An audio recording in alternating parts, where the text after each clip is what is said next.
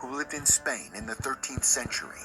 He discovered a four-letter word in Genesis, created by skipping every 42 letters. His discovery related the formula for the average length of the lunar month. After computers were invented, this Torah code was produced with the rabbi's 42-letter skip, with newly discovered words nearby. Centuries passed, and Sir Isaac Newton believed there was a code in the Torah, possibly connected to gematria, or how hidden numbers might open greater secrets.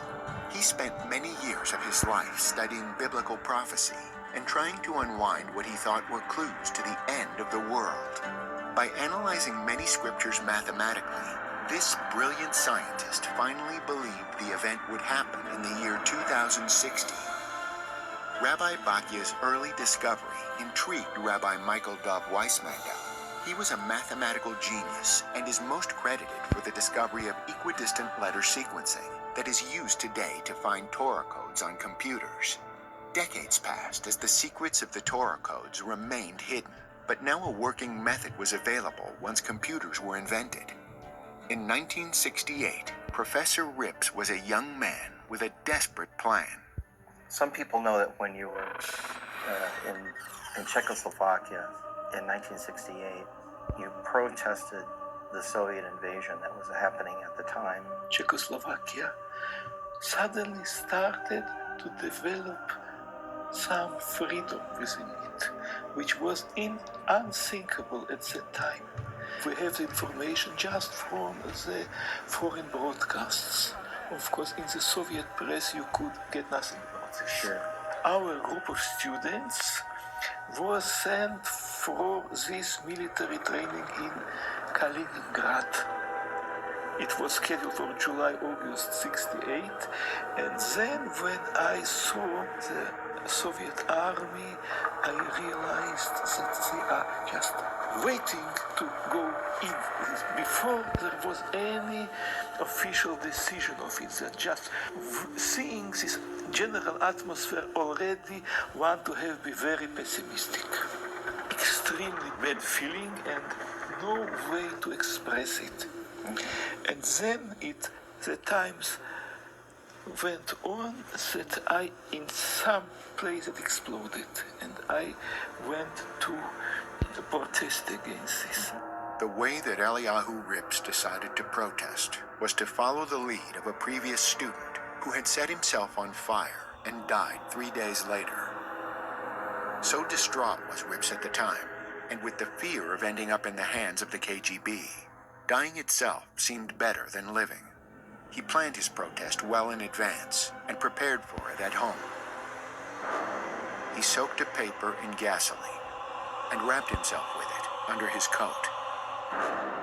On a folding piece of cardboard, he wrote, "I protest the Soviet invasion of Czechoslovakia," and hid it inside his jacket. Soaked in gasoline and armed with matches, Rips walked the 200 meters from his apartment to Freedom Monument in Riga. He knew that once he opened his sign, that it was the point of no return. He would have to go through with it. He held the sign in front of him and lit a match.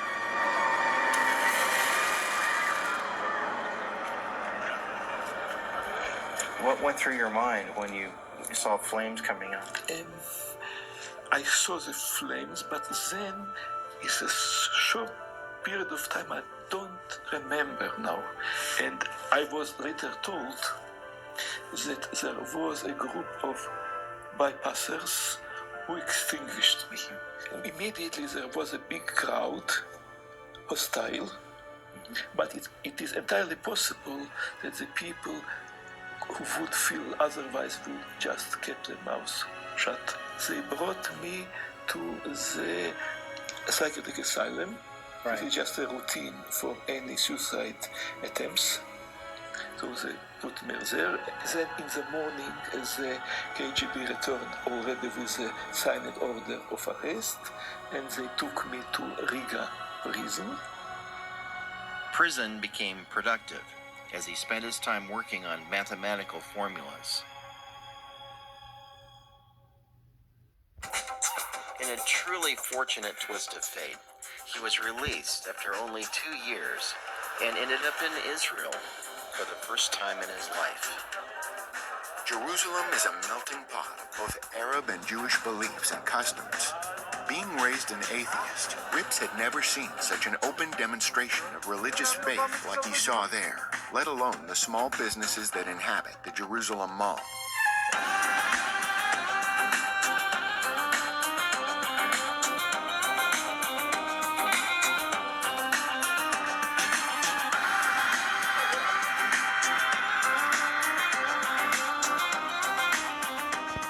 He realized that he needed to understand what it was all about and began studying the Torah. Have the idea that there is a creator of the world. Now, but something else caused major difficulties. What I mean that when I started to read Torah, it turned out that it tells us about miracles.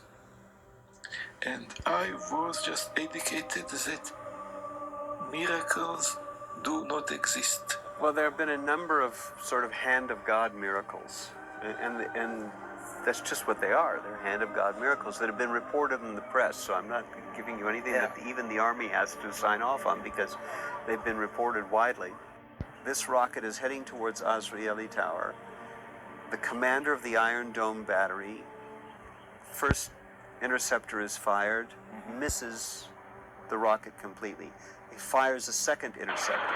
It misses the rocket completely, which is very rare. He has one interceptor left. He's got 4 seconds, and there's an alarm that he can sound if he knows that the rocket's going to hit in a populated area, and it's a mass casualty attack, and it starts the first responders rolling right away, and it gives the location. He hit the alarm because he said, we are not going to be able to intercept this rocket. Because there's only 4 seconds. He said, there's no way we're going to be able to hit it. Now, Iron Dome also measures wind velocity because that changes the track of the rocket. Sure. From out of nowhere, a giant gust of wind came, took the rocket, blew it out over the Mediterranean where it exploded harmlessly. The entire battery of soldiers jumped up and began shouting, Yesh Elokim, there is a God, there is a God, there is a God. And the guy said, the minute the war is over, I'm entering a seminary. He said, I was an atheist before, totally believe it now. And all through the Torah, there's nothing but miracles. And then Torah tells us about miracles. So I am in a big trouble. I would like to believe Torah. I just love it. But I know that there are no miracles. And Torah says there is miracles. What could we look for evidence? Maybe historical evidence or archaeological evidence. A place to look for miracles could be in the book that reports these miracles. I went to Rabbi Yaniv, and he gave me the book of Rabbi Weissmantel. This immediately was extremely interesting because there was a certain way to search in the Torah which could be easily done into a computer search. There was the Apple computer. The Apple II. Yes, it now looks like from the Stone Age, yes, but it already existed. I remember Apple II. It didn't have enough memory in those days to put the whole Torah text in. No, we do not have that whole Torah in a computerized way. Yeah. So you would end up with codes that were a string of numbers. Yes. And then you would have to decode that Okay. to read it. So, but this is easy thing. But to it do. worked. Yes, of course. Here is an example of one of those earliest codes about the Vilna Gaon, a genius in the 1700s. Professor Rips realized he needed to find a way to show that the Torah codes are real. To do that, he and his associates work on codes that make a statement in a single line of text that reads like a full sentence, or that appear over the plain text that support the encoded topic. The text appears with the same number of skips throughout. The odds of this happening by chance are incredibly small. In the table on bin Laden, we have a 29-letter text that was discovered several years before he was actually killed in the raid on May 2nd, 2011.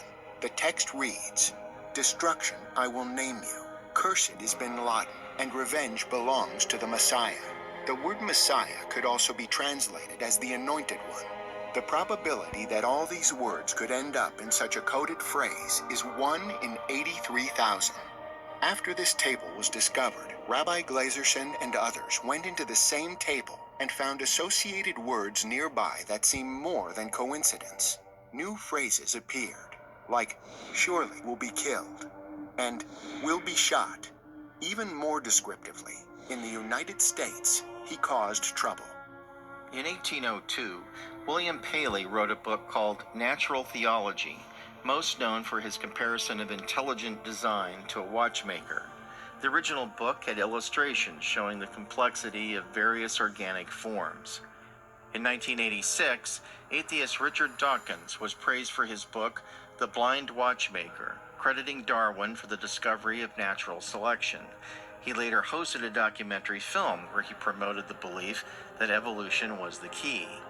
Professor Rips explored the idea in the codes and came up with another table in a complete sentence where it seemed as if the encoder was providing some assurance of his own existence.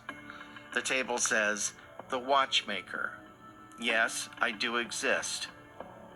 Professor Rips's detailed work on finding codes in complete sentences are evident in this dual table about an apparent economic crisis. He found the same keywords in a complete sentence twice, saying economical stock breakdown and economic stock crises. Like what Professor Haralick was saying, this may be an example of what people are talking about. Then Professor Rips wanted to show me something he had discovered. He had to create many new tables, but what he found was amazing. Using the early chapters in the book of Genesis, Rips discovered codes that supported the actual biblical narrative about Adam and Eve. In the plain text it says, "And the snake said to the woman, 'You will not surely die.' While in the Torah codes, intersecting that actual line of text, it says, 'The snake will kill,' as if a warning has always been encoded. But pulling back to reveal the whole page and turning the background gray so it's easier to see, there are 3 separate groups of plain text and codes on this one table alone, intersecting stories and deeper information about these ancient scriptures that are opening up now for some reason. The table is all about the punishment of Adam and Eve and how they became mortal beings. In this well-known passage it says, "She took of the fruit thereof and did eat, and gave also unto her husband, and he ate with her." Intersecting that line are the words guilty, the death, the angel, and will die. Below all this, more of the plain text says, "He drove out the man, and he placed at the east of the Garden of Eden the cherubim and the flaming sword which turned every way," which is the story of how Adam and Eve were barred from ever re-entering the garden.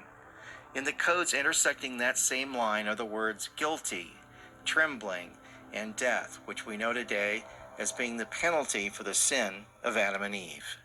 I think that the Torah codes are showing the complexity, not only of just the plain text, but now in modernity, as we begin to see these, with the use of computers, that we're able to go in and what used to take maybe months now happen very quickly. We can see these messages that are integrated in with the text. And that to me is absolutely profound. There's a need for hope in our generation, especially these days. And I think the codes provide a lot of hope. We see a combination of death and destruction, and also a great hope that there will be joy, finally. Yeah. We don't know what the combination of death and destruction and joy is going to be, but we know that the end game is joy. So really what you're saying is 1976 was the year that all of you kind of found out about came out, very convenient. Right. And now the end of darkness Yeah. is basically when you don't see things, you don't understand what is going on. Right. Now the codes tell you what is going on. Of course, the original Torah did not have any punctuation marks or You've commas. shown me some really interesting things about when you take the commas out of a passage in Hebrew, it actually opens up something that we didn't expect to be there. That is a known fact. If you go today to a synagogue and you read any of the scrolls, you would find no punctuation marks. They were added by the Mesorites of Tiberius at later time. So, for example, this is a passage from Deuteronomy chapter 1, verse 28. Our brothers have frightened us, saying there are people there superior to us with large fortress cities. And then comes a nebulous word, in the sky, for no apparent reason, and we saw the giant people there. That's what the spies are saying. It's referring to the Nephilim again. Yes. So what happens is that this comma was added because they didn't quite understand why the word in the sky all of a sudden appeared. The comma was added to the Hebrew, Right. the Hebrew passage. And Well, then, the only reason I ask is because in some translations I read, it talked about walls reaching into the sky. correct. So this is, they try to understand the passage. However, I am not, if you just are being very, very literal and not trying to understand the passage, but reading it as is, as In it the was Hebrew. originally written, and without the commas, so I will remove them. And if you read it correctly, it clearly states, Arim gdolot ubetzurot bashamayim, great fortified cities in the sky. There was no word back then for UFOs. How could they explain what they saw? They saw giant people who are superior, and they have giant fortified cities in the sky. And they couldn't say, well, we saw UFOs. There was no word for it. So this also hints to another level of technology going on during that period, perhaps. I believe that there was, at that time, as opposed to today, open involvement, visitation. There was no need to keep it a secret. If you wanted to park your spaceship, you could. Sure. And this belief is based on more than just this passage. If you look at the scope of evidence from that era and from other eras, there are many, many parallels that can be drawn that allude to this fact. And I realize that this is sort of a no man's land here, but I think the codes may actually be sort of a modern day Urim and Thummim. In other words, going back to where Israel would ask a question, and with the breastplate and the stones ephod. that light up, the ephod. And I think that perhaps the Torah codes are a type of modern day ephod. And I realize, whoa, that's really incredibly controversial.